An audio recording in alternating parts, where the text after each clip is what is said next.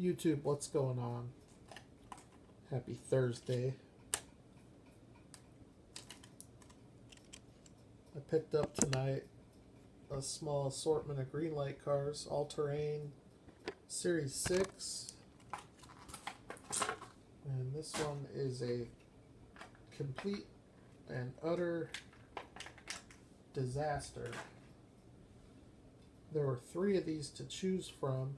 Geez, you can see how the base is like bent and warped back from the torque that's being put on it. Oh man, I'm gonna ruin it by trying to fix it, because it's like it wants to go right.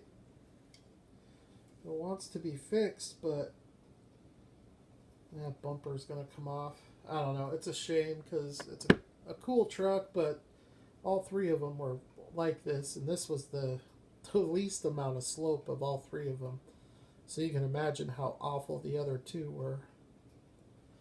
But I'm kind of getting over this truck because they can't seem to get it right. They used to get it right on the first couple, but the last like 2 or 3 that they've put out have been awful.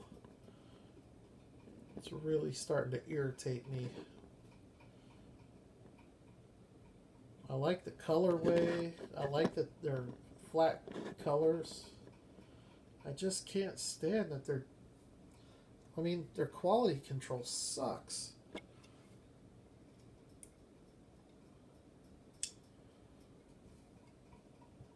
It sucks because it's otherwise, if they would just put the car together the right way, it would be an awesome truck. So anyways, that was $6 wasted. Another one that I got is this one here. I was pretty happy to see this car in a Barrett-Jackson release. If you don't know, the Barrett-Jackson cars do tend to have more of an emphasis on detail.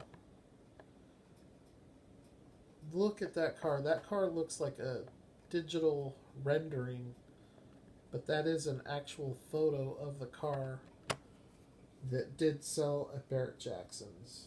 Sold for $130, which seems to be a really good price for this, considering like the Boss Mustang sold for $300 and something.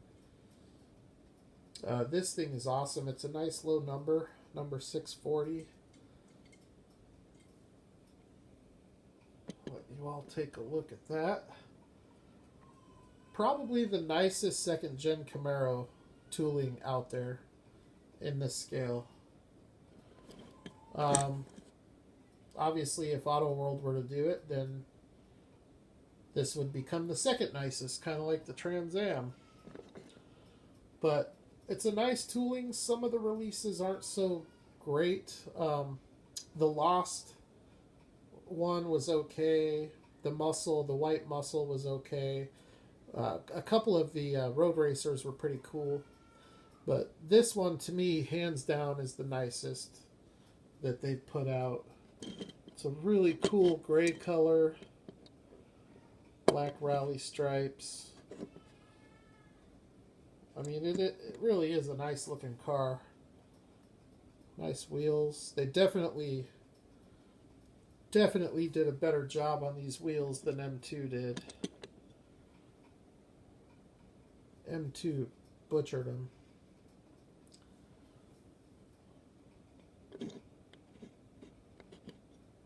I don't know. I love the back end of this. This color is the perfect color for this car.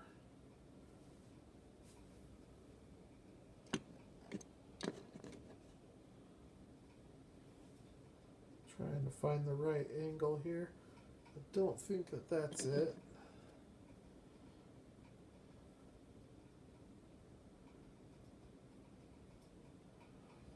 I don't know. I dig this car though. I really dig it. Very cool. They have the 67 68 and 69 toolings that are coming out pretty soon. So we'll see how those ones look. So of the Barrett-Jacksons, that I have 4 of them now. Because I've got the white and blue 67 Mustang GT. I've got the 69 Boss Mustang and the 70 Chevelle. And now that. So the only 2 I'm missing is convertible 442 Cutlass and a 68. It's either a 68. I think it is a 68 Dodge Charger. This one is pretty cool, although I am kind of over the Baja Broncos from GreenLight. I do prefer the stock Broncos. Either stock or, maybe a suspension lift. I'm okay with that, but I like the hardtop Ford Broncos. I'm not a big fan of these Bajas with these bikini tops and no windshield. I know that they're pretty authentic to what they are, but I like the look of the more stock look better. But in this case, though, I like the colorway. I like the yellow and blue. It's almost like a Goodyear. Well, it's definitely Goodyear colors. But it's funny because they put Firestone graphics on it. But I think the white roll cage is a nice touch. I think all the other ones I have are black. So I do like the white roll cage, and the white interior with the black seats I think is a good look. And these probably are my favorite off-road wheels that GreenLight has. In fact, I wish that these wheels would have been used on the next one that I'm going to show. But since I got this, the Firestone Ford Bronco, I figured that I would show you guys a couple of other Firestone Baja Broncos that they put out. This one here, which I don't know. I think the yellow one is probably my least favorite.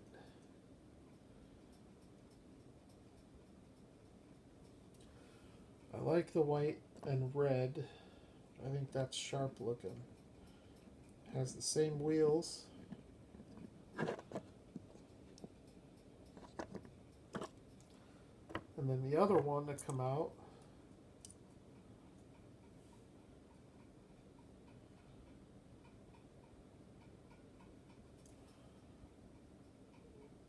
oh, I didn't realize this was such a low number. This is number 108, but this is the STP Baja Bronco.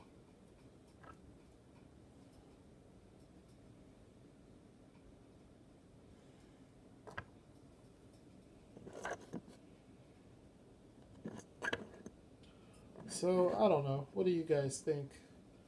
All 3 of these have Firestone graphics. I don't know which one is my favorite, but I know it's between these 2.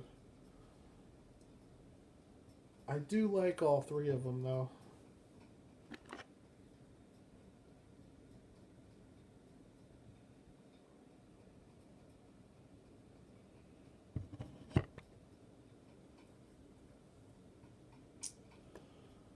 Alright, so now is the car. Or truck, I should say. This is the one I've been waiting on. GreenLight announced this, I don't know, it's probably been 6 months ago. And ever since they announced it and showed the rendering, I've been pretty excited about it. And I'm not going to lie, this thing is 100% badass. So let's take a look at it. This is definitely going to be the hot casting from Series 6 All-Terrain. It's a 1971 Dodge Ramcharger.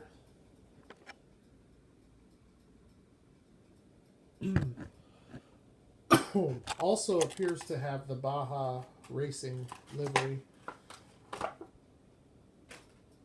which is kind of cool. I kind of would like a stock lifted Ramcharger, but I'll definitely take the racing Ramcharger. Oh, this thing is just a beast. It's awesome. It almost has a road racer's feel to it from the graphic design. Obviously, this is anything but a road racer. If anything, it's an off-road racer. I just dropped the top. It's one thing you got to be cognizant of on this casting is that it does have a removable top, and GreenLight has not released it with the top in quite a while. I think that was part of why I was so happy to see it. I was happy to see it coming out with a lift kit and the top.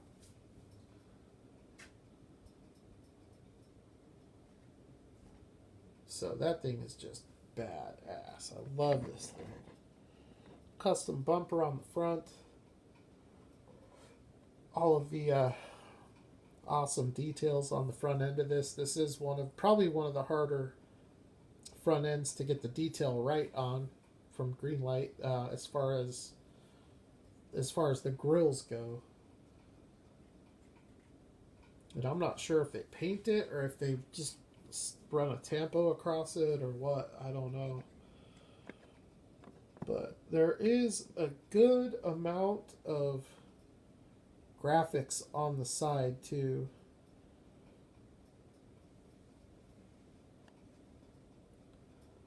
I'm not sure what South Point is, but you have the Collins Motorsports, Mastercraft, Croyer, Goodyear up on the quarter panel, and on the rocker panel you have the Croyer. I'm not sure what the one on the right is.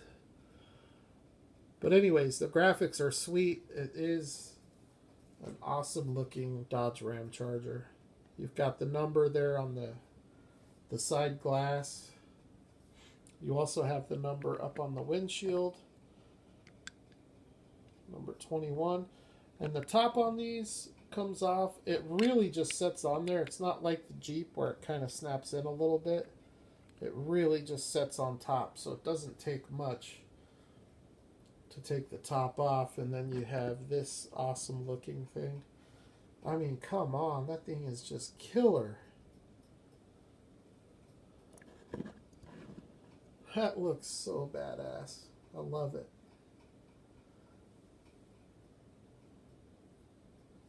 This will be a top 5 GreenLight casting of mine. For sure. Notice too on the top how the graphics there match up almost perfectly with the top. And then you have on the top you have 2 colors, because you have the blue that goes across the top of the cab. I know the lighting is horrible there, but as for the interior, it's all white, the color of the truck. And then you just have the black seats that kind of set in there, and the black sun visors.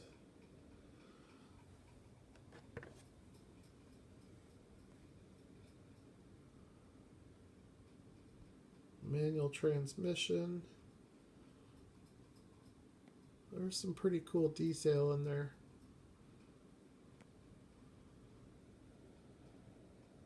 I'm not a big fan of these wheels from GreenLight. I would have preferred to see the wheels from the Baja Bronco on this.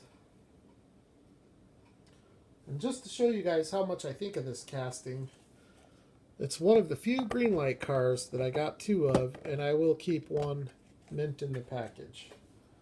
I don't do that with very many. In fact, I think I probably only have 6 or 7 of them out of the 700 GreenLight cars that I have. So anyways, there you go. That's your new lifted Ramcharger. And just to give you guys an idea, here is the stock stance on the car, or the truck. It's still an awesome looking truck. It's probably one of the best looking non-lifted pickups that they make.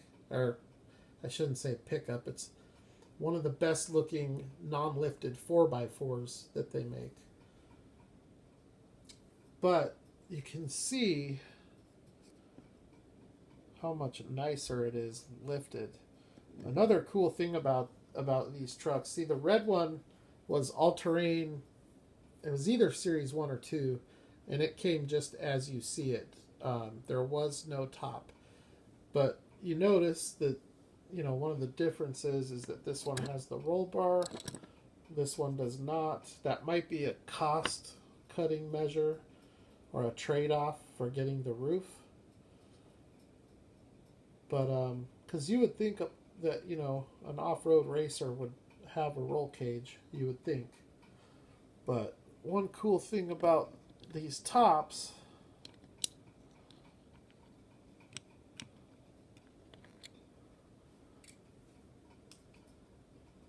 definitely not going to force it. This one doesn't fit as snug as you would hope it to. And I'm not going to force it on. It's not really going on right on the driver's side, but the passenger side, it's on there. So for the most part, they are pretty interchangeable. I have 1, 2, 3, 4, 5, 6. So I now have 6 different variations of this casting. And some of the older Ramchargers and Trail Dusters are very hard to find. Some of the old county roads. In fact, this is a tooling that GreenLight didn't bring out for a long time until All-Terrain Series 1. That was the first time we had seen it since county roads. Which one was it? 9 or 10? So there was probably like a 2-year gap in between. And some of those older county roads are tough to find, but they're nice because they're real stock looking. I have a couple of them that have the two-tone paint, and they just look very, very clean. So it's a cool casting. I like the Ramcharger. I wish they would do a 2nd gen or a 3rd gen Ford Bronco or a square body K5. I really wish that they would do one or both of those castings. I know a lot of collectors have been contacting GreenLight and talking to them about Stranger Things licensing with a square body Chevy. As it turns out, I'm not the only person to contact them and make that request. So they do know that there is a desire for it amongst collectors. So, and the way that these diecast companies have been paying attention to what collectors have been saying with all the JDM stuff that's been coming out, I wouldn't be surprised if in the next year or so we saw a Stranger Things release from Hollywood. I wouldn't be surprised if they timed it to where it came out during the fall when season 3 of Stranger Things comes out. That would be awesome. So who knows? With as aggressively as they've been pursuing licensing, I would not be a bit surprised if they did it. Because they've shown that they're not afraid to spend money and get licensing. So, anyways, I was really excited to get this, and as it turns out, it looks as good or better in person than it did in the pictures. So, hopefully you all get a chance to find it out in the wild, or if not, definitely just go online and buy it. I think you'll probably be able to buy it for $10 or less shipped if you're in the US. I don't think it's one of those castings that's gonna bring more of a premium. There are very, very, very few GreenLight castings that ever come out that bring premiums.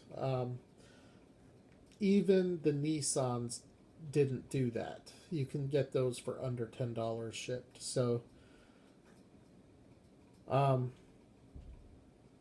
that's why I'm not real worried about Tokyo Torque 2, except I know a lot of Hot Wheels collectors that don't collect GreenLight are going to be after that Brock Racing 510.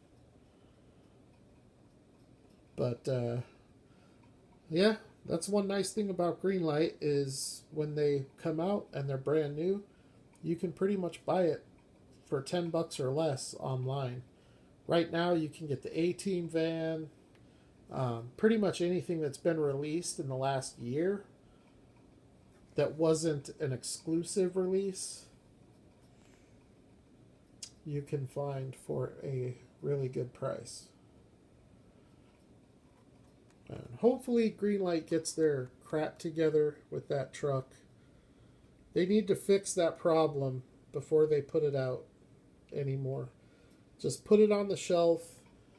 Don't even release it until you get whatever issue is causing that. Get it fixed. So, all right, everybody. Thanks for watching. Hey, it is Thursday night. Tomorrow's Friday. Saturday comes after Friday, as we all know. And this weekend, there is a big toy show. I know I've been talking about it. I'm pretty excited about it. So, hopefully, I will be able to bring you guys some interesting diecast videos here in the next few days. So, thank you as always. You all have a good Friday. Don't work too hard. And I will holler at the next video.